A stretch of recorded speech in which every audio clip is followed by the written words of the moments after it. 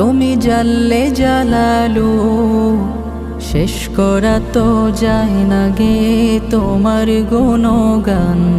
তুমি কাদের গাফফার, তুমি জলিল জব্বার।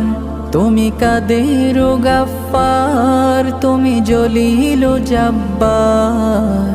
অনন্ত সীম তুমি রহিম রহমান। আল্লাহু আল্লাহু, তুমি মাটির আদমকে প্রথম সৃষ্টি করিয়া